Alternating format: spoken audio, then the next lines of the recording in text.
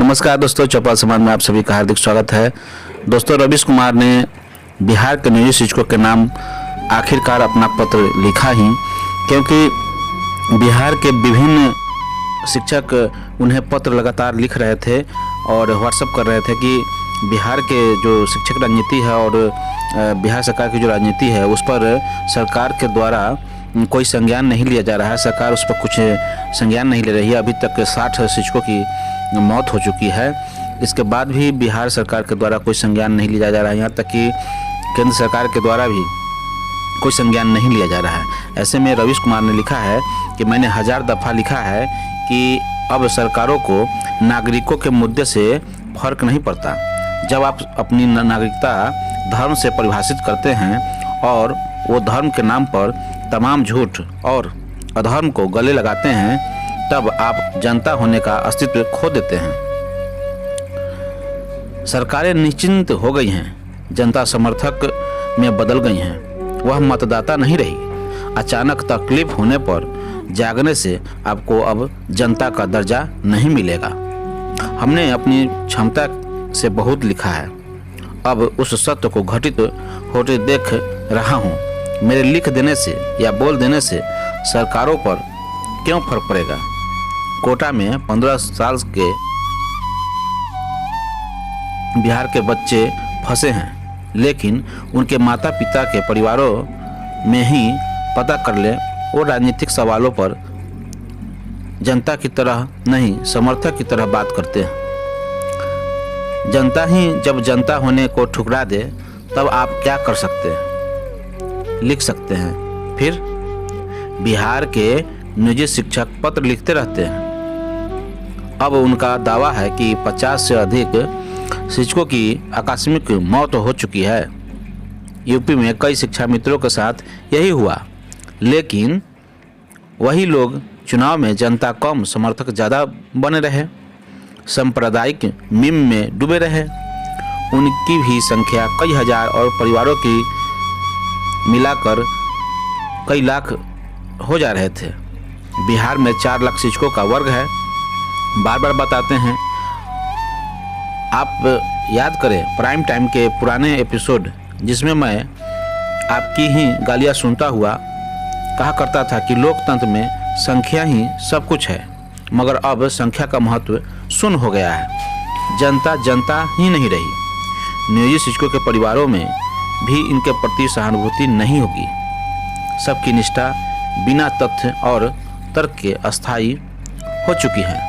तो वो अब किस अखबार और चैनल से इस खबर को दिखाने की उम्मीद रखते हैं? क्या छापा हुआ देखना ही अंतिम लक्ष्य है? उनके परिवारों में और खुद शिक्षकों में से बहुत व्हाट्सएप यूनिवर्सिटी में चल रहे एक संप्रदाय के विरुद्ध मीम को पढ़कर मगन होंगे।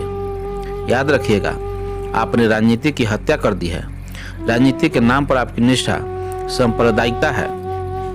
चूंकि ये सब सच स्वीकार नहीं कर सकते, इसलिए जिंदा होने के झूठ के साथ जीने के लिए मजबूर होंगे। मुझे नियोजित शिक्षकों से यही कहना है कि मुझे पत्र न लिखें। मैं अंतिम बार के लिए यहाँ लिख रहा हूँ। मैं अंतिम व्यक्ति होऊंगा संसार में जब जनता को अस्तित्वहीन होते देखना चाहूँगा। अब बहुत देर हो चुकी है। कृपया इस पोस्ट को पढ़ने के बाद नियोजित शिक्षक मुझे शुक्रिया तक न लिखें। मुझे मैसेज डिलीट करने और पढ़ने में तकलीफ होती है। आप सभी जो लिखा है ध्यान से पढ़ें और विचार करें। पत्र यहाँ पोस्ट कर रहा हूँ। जिस पत्र के जवाब उन्होंने दिए थे वह पत्र भी यहाँ उन्होंने लगाया है। पत्र में लिखा गया है, रवीश जी सर, मैं बिहार के पश्चिमी चंपारण जिले से ताल्लुक़ रखता हूँ। मेरी माता एक नियोजित शिक्षिका है। सर, आपसे आग्रह है कि बिहार में नियोजित शिक्षकों की हड़ताल पर प्रमुखता से खबर चलाइए। कोरोना संकट के पूर्व 17 फरवरी से लगभग 4 लाख नियोजित शिक्षकों की समान वेतन को लेकर हड़ताल जारी है। सरकार ने इसकी वेतन भुगतान पर रोक लगा दी है। अब तक लगभग 60 शिक्षकों की असामयिक मृत्यु हो चुकी है, पर सरकार का तानाशाही रवैया खत्म होने का नाम ही नहीं ले रहा। शिक्षक असीमित परेशानियों का सामना कर रहे हैं। सरकार के उदासीन रवैये का शिक्षकों की मानसिक स्थिति पर काफ़ी प्रतिकूल प्रभाव पड़ रहा है। असहनीय तनाव के कारण कई शिक्षक दुर्भाग्यपूर्ण तरीके से असमयहीन काल के गाल में समा गए हैं। देश की आम नागरिक की समस्या को मुख्य धारा में लाने के लिए आपसे बेहतर और कोई पत्रकार नहीं। हम सबको आपसे काफ़ी उम्मीद हैं, आपकी बहुत मेहरबानी होगी। प्रणाम सर। तो इस पत्र के जवाब में रवीश कुमार ने अपना पत्र लिखा है बिहार के नियोजित शिक्षकों के नाम। तो आप लोग समझ गए होंगे कि हमें राजनीति से ऊपर उठ करके हमें एक आम जनता के रूप में, इसके पूर्व भी उन्होंने कुछ दिन पहले जब बिहार के सभी शिक्षकों ने उन्हें इस तरीके का डिबेट कराने के लिए मांग की थी, तो उन्होंने पहले भी लिखा था कि आप लोग गांधीवादी तरीके से अपने आंदोलन को करें, और वही हुआ। आंदोलन गांधीवादी तरीके से बढ़ा, लेकिन अभी भी शिक्षकों में ही कई धुरी में बटे हुए हैं, खास करके जातिवादी धर्मवादी करके शिक्षक बटे हुए हैं। तो हमें इन सभी चीज़ों में नहीं बटना है, सिर्फ और सिर्फ एक शिक्षक जाति में ही रहना है, और शिक्षक जाति में होते हुए इस सरकार की जो मंशा है उसे हमें ख़त्म करनी होगी। तो इन्हीं सारी बातों के साथ चौपाल संवाद में आप सभी का हार्दिक अभिनंदन है, स्वागत है। अगर ये वीडियो पसंद आया तो आप लोग इसे शेयर करें, और साथ ही साथ चैनल पर नए हैं तो चैनल को सब्सक्राइब कर लें। धन्यवाद।